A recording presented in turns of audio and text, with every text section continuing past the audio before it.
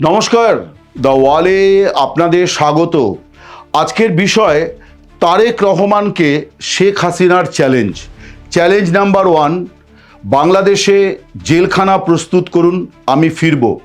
Challenge number 2, ফাঁসির মঞ্চ প্রস্তুত করুন, আমি ফিরব। চ্যালেঞ্জ নাম্বার 3, আমাকে আমার পাসপোর্ট ফিরিয়ে দিন, আমি ফিরব। চ্যালেঞ্জ নাম্বার 4, যে বিমান আমাকে দিল্লিতে পৌঁছে দিয়ে গিয়েছিল সেই বিমান পাঠান, আমি দেশে ফিরব। শেখ হাসিনা অনেক দিন ধরেই বলছেন যে আমি দেশে ফিরতে চাই, কিন্তু এই প্রথম তিনি অনেক স্পষ্ট করে, একেবারে অনেকটাই স্পষ্ট করে বলেছেন যে তিনি দেশে ফিরতে চান, দ্রুত ফিরতে চান, এবং তার জন্যে তার তরফে যা যা প্রত্যাশা সেটা তিনি বাংলাদেশ সরকারের উদ্দেশ্যে, অর্থাৎ তারেক রহমানের সরকারের উদ্দেশ্যে বলে দিয়েছেন, যেটাকে এক অর্থে অনেকেই বলছেন যে বর্তমান প্রধানমন্ত্রী তারেক রহমানকে চ্যালেঞ্জ ছুড়ে দিয়েছেন সাবেক প্রধানমন্ত্রী তথা আওয়ামী লীগ নেত্রী শেখ হাসিনা। শেখ হাসিনা এই কথাটি বলেছেন একটি দলের একটি গুরুত্বপূর্ণ সভায়। সেটি হচ্ছে যে 17ই মে এই দিনটি বাংলাদেশ আওয়ামী লীগ শেখ হাসিনারই প্রত্যাবর্তন দিবস হিসেবে পালন করে। শেখ হাসিনার জীবনে ইতিমধ্যে 2টি প্রত্যাবর্তন হয়েছে, তৃতীয় প্রত্যাবর্তনের অঙ্গীকার তিনি এই সভাতে করেছেন। সেই সভাটি হচ্ছে যে 17ই মে 1981 শেখ হাসিনা সেই সময় প্রথম দিল্লি থেকে স্বদেশে ফিরেছিলেন। তার আগে বাংলাদেশ আওয়ামী লীগ তারা শেখ হাসিনাকে, তিনি ভারতে অবস্থানকালেই তাকে বাংলাদেশ আওয়ামী লীগের সভানেত্রী ঘোষণা করেছিল। কেন শেখ হাসিনা দিল্লিতে ছিলেন সকলেই জানেন, যে বঙ্গবন্ধু হত্যার পরে, হত্যার সময়তে, দিনটিতে, অর্থাৎ 1975-এর 15 আগস্ট তিনি ছিলেন বিদেশে।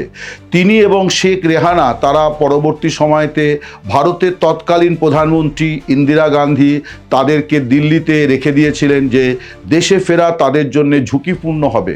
6 বছরের পর তিনি শেখ হাসিনা দেশে ফিরেছিলেন আওয়ামী লীগের সভানেত্রী হিসেবে। আরেকটি প্রত্যাবর্তন ছিল 2007-এ, যখন তত্ত্বাবধায়ক সরকার, তিনি বিদেশে গেলে পরে তত্ত্বাবধায়ক সরকার তার দেশে ফেরা নিয়ে আপত্তি শুধু নয়, সমস্ত বিমান পরিষেবাকে বলা হয়েছিল যে শেখ হাসিনাকে যেন কেউ যাত্রী হিসাবে বহন না করে। সেই হুমকি, হুঁশিয়ারি, নিষেধাজ্ঞা উপেক্ষা করে শেখ হাসিনা ফিরে গিয়েছিলেন বাংলাদেশে, এবং তারপর 2008 পরের বছরের নির্বাচনে আওয়ামী লীগ আবার ক্ষমতাসীন হয়, এবং 2009-এ যে নতুন সরকার গঠিত হয়েছিল সেই সরকারেরই অবসান হয়েছে 2024-এর 5 আগস্ট গণ অভ্যুত্থানের মুখে। এই গণ অভ্যুত্থানকে শেখ হাসিনা এবং আওয়ামী লীগ ইতিমধ্যে একাধিকবার বলেছে যে এটি ছিল একটি ষড়যন্ত্র, এর মধ্যে কোনো গণ অভ্যুত্থানের বিষয় ছিল না, গোটাটাই ছিল একটি ষড়যন্ত্রের মানে কি বলা যায়, বাস্তবায়ন। এবং এই নিয়ে এখন দেশি বিদেশি মিডিয়াতেও প্রচুর লেখালেখি হয়েছে, বহু আন্তর্জাতিক বিশেষজ্ঞ তারাও এখন স্থির সিদ্ধান্তে পৌঁছেছেন যে 2024-এ 5 আগস্টের আগে বাংলাদেশে যে ঘটনাগুলি ঘটেছে সেটি ছিল সরকার বিরোধী একটি সুপরিকল্পিত চক্রান্ত, যেটাকে মোহাম্মদ ইউনূস অন্তর্বর্তী সরকারের তৎকালীন উপদেষ্টা তিনি নিজেই বলেছিলেন, প্রধান উপদেষ্টা নিজেই বলেছিলেন মেটিকুলাস ডিজাইন। শেখ হাসিনা এই 17ই মে উপলক্ষে দলের উদ্দেশ্যে যে ভাষণ দিয়েছেন, সেই ভাষণে তিনি কয়েকটি গুরুত্বপূর্ণ কথা বলেছেন। দেশে ফেরার বিষয়ে তিনি এই প্রথম বলেছেন যে দেশের পরিস্থিতি এমন জায়গায় গিয়েছে যে সে দেশের একজন রাজনীতিক এবং 5 বারের সাবেক প্রধানমন্ত্রী হিসেবে তিনি এই পরিস্থিতি কোনোভাবেই মেনে নিতে পারছেন না। এর আগেও তিনি দেশে ফেরার কথা বলেছেন, তখন তিনি বারে বারে আওয়ামী লীগের ওপর যে নিপীড়ন নির্যাতন হচ্ছে সেই বিষয়গুলি নিয়ে বেশি করে বলেছিলেন। এর সঙ্গে তিনি দেশের আর্থিক বেহাল দশা, জঙ্গিবাদ, এই সমস্ত বিষয়গুলির কথা বলেছিলেন। এবারে তিনি বিশেষভাবে যে কথাটি বলেছেন তার মধ্যে একটি হচ্ছে যে টিকা নিয়ে বাংলাদেশে যে অস্থির অচলাবস্থা দেখা দিয়েছে, প্রতিদিন প্রচুর শিশু মারা যাচ্ছে এবং কয়েকশো শিশু হামের টিকা না পেয়ে মারা গিয়েছে, এবং একটা মৃত্যু মিছিল চলছে, এই যে পরিস্থিতি। এছাড়া এখন দেখা যাচ্ছে যে অনেক টিকাই সময় মতো দেওয়া হয়নি, তার ফলে অনেকেই অসুস্থ হচ্ছেন। শেখ হাসিনা বলছেন যে এইটা একটা পরিস্থিতি, আর একটা পরিস্থিতি হচ্ছে যে জিনিসপত্রের আকাশ ছোঁয়া দাম, সেই সঙ্গে আইন শৃঙ্খলার অবনতি, সংখ্যালঘুদের দুর্দশা, এই সমস্ত কিছুকে তিনি বলছেন যে আমি এখন এগুলো প্রত্যক্ষ করছি, নানান সূত্র থেকে আমি জানতে পারছি। শুধু তাই নয়, আমি একেবারে দলের উপজেলা এবং ওয়ার্ড স্তরের নেতা কর্মীদের সঙ্গে কথা বলে আমি বুঝতে পেরেছি কেউ ভালো নেই। এই সময় আমি আর বিদেশে পড়ে থাকতে চাই না, আমি দেশে ফিরতে চাই। শেখ হাসিনা বলেছেন, আমি জানি আমার মৃত্যুদণ্ডের সাজা হয়েছে, আমি তাই বলছি আমার জন্য ফাঁসির মঞ্চ তৈরি করুন। আমি ফিরে গেলে আমাকে কোন জেলে রাখবেন সেই জেলখানা প্রস্তুত করুন। এবং শেখ হাসিনা বলছেন যে আমি এই সাজা মেনে নেব, আমি মৃত্যুবরণ করব, কিন্তু আমি দেশের মাটিতে শেষ লড়াইটা মানুষের জন্যে লড়তে চাই।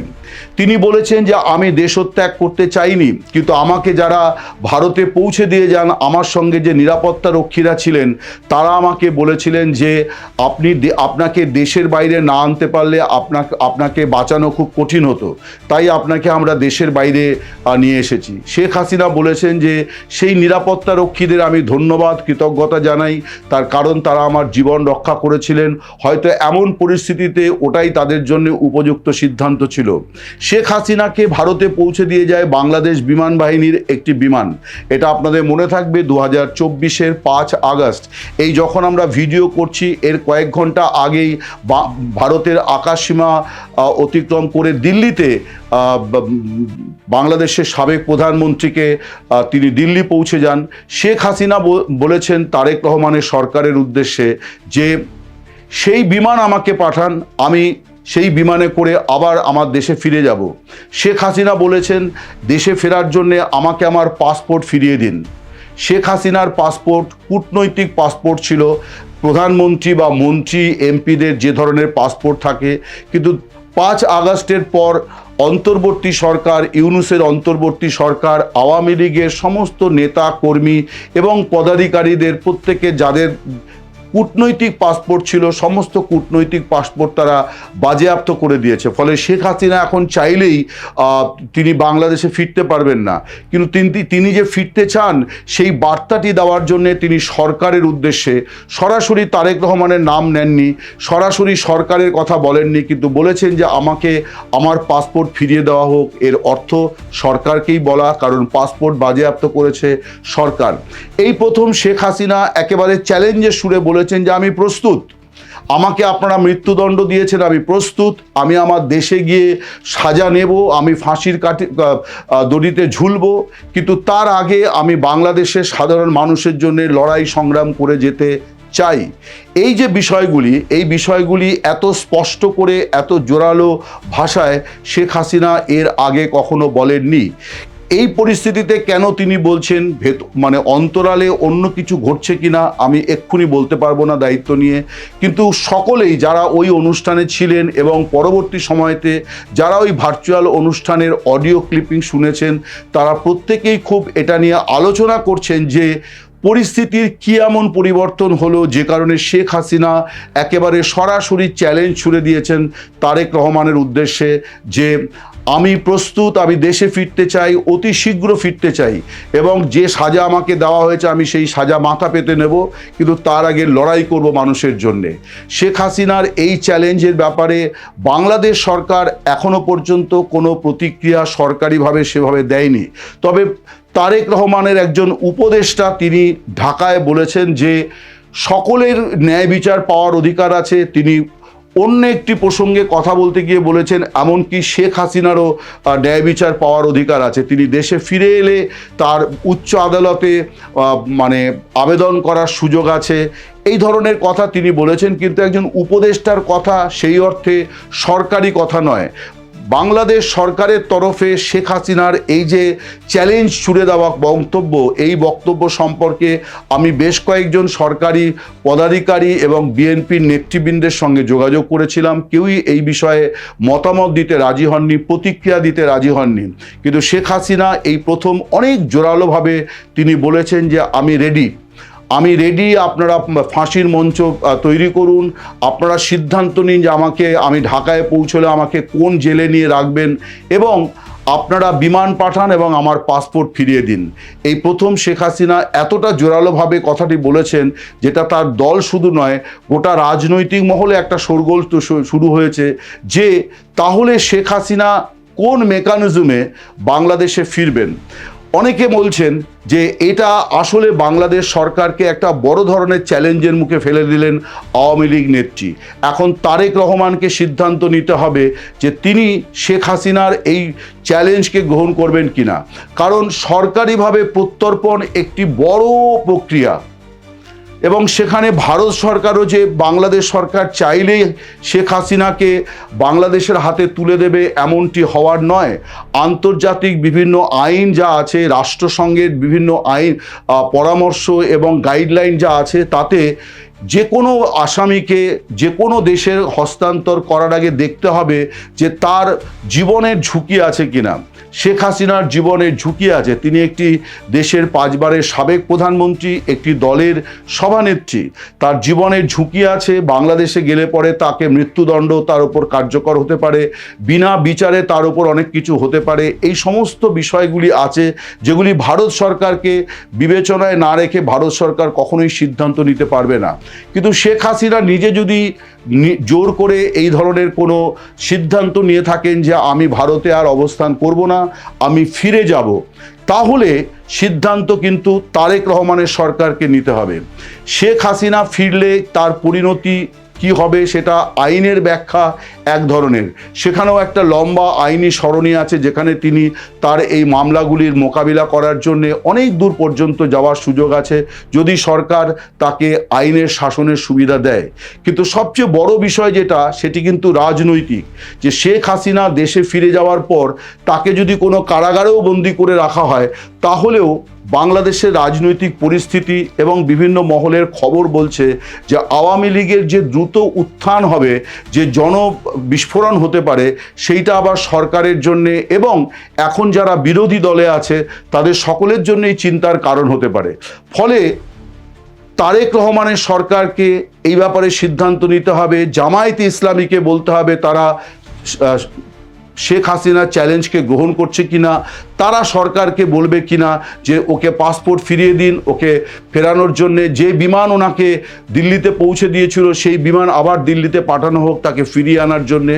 কারণ আইনের দৃষ্টিতে শেখ হাসিনাকে পলাতক আসামি বলার কোনো অবকাশ নেই, কারণ তিনি পালিয়ে আসেননি, তিনি এসেছেন বাংলাদেশ সরকারের বিমান বাহিনীর বিমানে, তারা তাকে পৌঁছে দিয়ে গেছে। শেখ হাসিনা এক প্রশ্নের উত্তরে এমন কথাও বলেছেন যে আওয়ামী লীগের যে নেতা কর্মীরা ভারতে বা বিভিন্ন দেশে অবস্থান করছেন তিনি তাদেরকেও পলাতক বলতে রাজি নন। তিনি বলেছেন যে পরিস্থিতির চাপে প্রাণ বাঁচাতে তারা দেশত্যাগ করেছেন, এরা কেউ পলাতক আসামি নয়, এরা পরিস্থিতির শিকার। ফলে এই যে শেখ হাসিনা দলের উদ্দেশ্যে যে ভাষণ, এবং সেই ভাষণে তিনি যেভাবে দীপ্ত কণ্ঠে ফাঁসির মঞ্চে ফাঁসির সাজা বরণ করে নেওয়ার কথা বলেছেন, যেভাবে তিনি বলেছেন আমি দেশে ফিরতে চাই, অবিলম্বে ফিরতে চাই, এবং যেভাবে বলেছেন যে তিনি মোকাবিলা করবেন, তাতে রাজনীতি এখন বাংলাদেশে কোন দিকে গড়ায় সেটাই এখন দেখার। কথা কোনো এমনি সংশয় নেই যে তারেক রহমান এবং বিএনপির জন্যে আওয়ামী লীগ নেত্রীর এই বক্তব্য একটা মস্ত বড় চ্যালেঞ্জ হিসেবেই জনমনে এখনো পর্যন্ত সেই ব্যাখ্যাই সবচেয়ে বেশি গৃহীত হয়েছে যে হাসিনা চ্যালেঞ্জ দিয়েছেন, চ্যালেঞ্জ কিভাবে মোকাবিলা করবেন তারেক রহমান সেইটাই দেখার এখন অপেক্ষা। নমস্কার, শুভরাত্রি, সকলে ভালো থাকবেন।